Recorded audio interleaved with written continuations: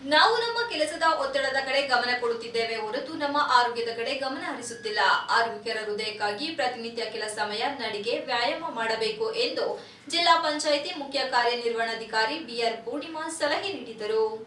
ಪ್ರಸ್ತುತದಲ್ಲಿ ಹೃದಯಾಘಾತ ಪ್ರಕರಣಗಳ ಹಿನ್ನೆಲೆಯಲ್ಲಿ ಹೃದಯಾಘಾತ ತಡೆಯುವ ಕ್ರಮದ ಕುರಿತು ಅರಿವು ಮೂಡಿಸಲು ನಗರದ ಹೇಮಾವತಿ ಪ್ರತಿಮೆ ಬಳಿ ಜಿಲ್ಲಾಡಳಿತ, ಜಿಲ್ಲಾ ಪಂಚಾಯತ್, ಜಿಲ್ಲಾ ಆರೋಗ್ಯ ಮತ್ತು ಕುಟುಂಬ ಕಲ್ಯಾಣಾಧಿಕಾರಿಗಳ ಕಚೇರಿ ಇವರ ಸಂಯುಕ್ತಾಶ್ರಯದಲ್ಲಿ ಹಮ್ಮಿಕೊಳ್ಳಲಾಗಿದ್ದ ಮೊಬೈಲ್ ಲೈಟ್ ಜಾಗೃತಿ ಕಾರ್ಯಕ್ರಮವನ್ನು ಉದ್ಘಾಟಿಸಿ ಮಾತನಾಡಿದ ಅವರು, ಕಳೆದ ವಾರದಲ್ಲಿ ಹೃದಯಕ್ಕಾಗಿ ನಡಿಗೆ ಕಾರ್ಯಕ್ರಮ ಹಮ್ಮಿಕೊಳ್ಳಲಾಗಿತ್ತು. ಅದೇ ರೀತಿ ಹೃದಯಕ್ಕಾಗಿ ಆರೋಗ್ಯ ಕಾಪಾಡಿಕೊಳ್ಳುವ ನಿಟ್ಟಿನಲ್ಲಿ ಮೊಬೈಲ್ ಟಾರ್ಚ್ ಲೈಟ್ ಆನ್ ಮಾಡುವ ಮೂಲಕ ಜನಜಾಗೃತಿ ಮೂಡಿಸಲಾಗುತ್ತಿದೆ. ಸರಣಿ ಹೃದಯಾಘಾತಗಳು ನಮ್ಮ ರಾಜ್ಯಾದ್ಯಂತ ಸಂಭವಿಸುತ್ತಿದ್ದು, ತಡೆಯಲು ನಮ್ಮ ಬಗ್ಗೆ ಕಾಳಜಿ ವಹಿಸುವ ಅನಿವಾರ್ಯತೆ ಉಂಟಾಗಿದೆ. ನಾವು ನಮ್ಮ ಕೆಲಸದ ಒತ್ತಡದ ಕಡೆ ಗಮನ ಕೊಡುತ್ತಿದ್ದೇವೆ ಹೊರತು ನಮ್ಮ ಆರೋಗ್ಯದ ಕಡೆ ಗಮನ ವಹಿಸುತ್ತಿಲ್ಲ. ಪ್ರತಿನಿತ್ಯ ಕೆಲ ಸಮಯ ನಡಿಗೆ, ವ್ಯಾಯಾಮ ಮಾಡಬೇಕು ಎಂದರು.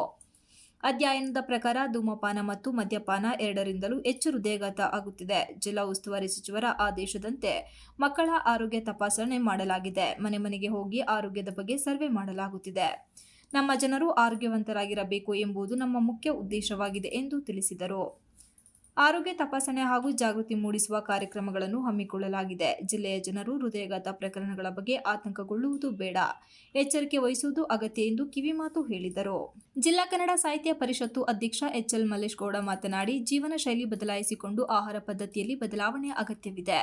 ಅದರಲ್ಲೂ ಬೀದಿ ಬದಿ ಆಹಾರಕ್ಕೆ ಹೆಚ್ಚು ಒತ್ತು ಕೊಡಬಾರದು. ಆದರೆ ಮಕ್ಕಳು ಈ ಜಂಕ್ ಫುಡ್ಗೆ ವಾಲಿದ್ದಾರೆ. ಇದನ್ನು ತಪ್ಪಿಸಲು ಆಹಾರ ಕ್ರಮದಲ್ಲಿ ಬದಲಾವಣೆ ಮಾಡಬೇಕು. ಇಡೀ ದಿನ ಮೊಬೈಲ್ನಲ್ಲಿ ಜೀವನ ಸಾಗಿಸುತ್ತಿದ್ದಾರೆ. ಇದರಿಂದ ಹೃದಯಾಘಾತಕ್ಕೆ ಕಾರಣವಾಗಬಹುದು. ಅವಶ್ಯಕವಾಗಿ ಎಷ್ಟು ಬೇಕೋ ಅಷ್ಟನ್ನೇ ಮೊಬೈಲ್ ಬಳಕೆ ಮಾಡಬೇಕು ಎಂದರು. ಕಡಿಮೆ ಆಗಿರ್ಬೋದು, ಕ್ಯಾಲ್ಸಿಯಂ ಡೆಫಿಷಿಯನ್ಸಿ ಇರ್ಬೋದು, ಥೈರಾಯ್ಡ್ ಪ್ರಾಬ್ಲಮ್ ಇರ್ಬೋದು, ಇವನ್ನೆಲ್ಲ ಚೆಕ್ ಮಾಡಿ ಅವರಿಗೆ ಮನೆಗೆ ಅವರಿಗೆ ಮೆಡಿಸಿನ್ಸ್ ತಲುಪಿಸುವಂತಹ ಒಂದು ಗೃಹ ಆರೋಗ್ಯ ಕಾರ್ಯಕ್ರಮ ಒಂದು ಚಾಲನೆಯಲ್ಲಿದೆ. ಇವೆಲ್ಲವನ್ನು ಮಾಡೋದ್ರ ಮೂಲಕ ನಮ್ಮ ಜನ ಆರೋಗ್ಯವಂತರಾಗಿರಬೇಕು ಅನ್ನೋದು ನಮ್ಮೆಲ್ಲರ ಆಶಯ. ಮತ್ತೆ ಸುಮಾರು ಕ್ಯಾಂಪ್ಗಳು ಆಗ್ತಾ ಇದ್ದಾವೆ, ತಪಾಸಣೆಗಳು ನಡೀತಾ ಇದ್ದಾವೆ, IEC ಆಕ್ಟಿವಿಟೀಸ್ ಮಾಡ್ತಾ ಇದ್ದೀವಿ. ಅಂದರೆ ಜನರಲ್ಲಿ ಅವೇರ್ನೆಸ್ ಉಂಟು ಮಾಡೋದಕ್ಕೆ IEC ಆಕ್ಟಿವಿಟೀಸ್ ಮಾಡ್ತಾ ಇದ್ದೀವಿ. ಇವೆಲ್ಲವನ್ನು ಮಾಡೋದ್ರ ಮೂಲಕ ನಮ್ಮ ಜನತೆ ಆರೋಗ್ಯವಾಗಿ ಇರಬೇಕು ಅನ್ನೋದು ನಮ್ಮೆಲ್ಲರ ಆಶಯ. ಅವರೆಲ್ಲರೂ ಇದನ್ನು ಅಳವಡಿಸ್ಕೋತಾರೆ ಅಂತ ನಾನು ನಂಬಿದ್ದೀನಿ. ನಮಸ್ಕಾರ. ಈ ಸಂದರ್ಭದಲ್ಲಿ ಜಿಲ್ಲಾಡಳಿತ ಸಾರ್ವಜನಿಕವಾಗಿ ಇದೊಂದು ಅರಿವು ಮೂಡಿಸುವಂಥ ಕಾರ್ಯಕ್ರಮವನ್ನು ಆಯೋಜಿಸಿದ್ದು ತುಂಬಾ ಸಮಯಕ್ಕೆ ಸೂಕ್ತವಾದಂತಹದ್ದೊಂದು ಕಾರ್ಯಕ್ರಮ ಆಗಿದೆ. ಹಾಗಾಗಿ ನಾವೆಲ್ಲರೂ ಜಿಲ್ಲಾಡಳಿತದ ಜೊತೆ ಕೈ ಜೋಡಿಸಿ ಸಾರ್ವಜನಿಕರ ನಡುವೆ ಇದೊಂದು ಅರಿವನ್ನು ಮೂಡಿಸುವಂಥ ಕಾರ್ಯಕ್ರಮವನ್ನು ಮಾಡೋಣ.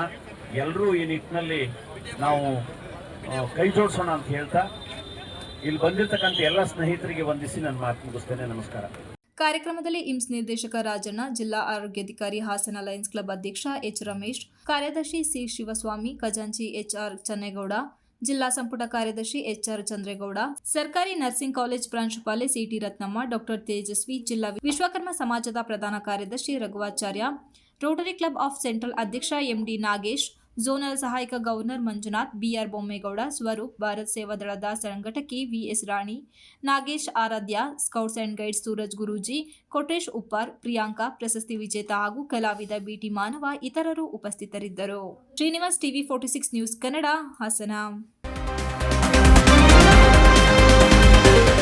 You are watching TV 46 News Kannada.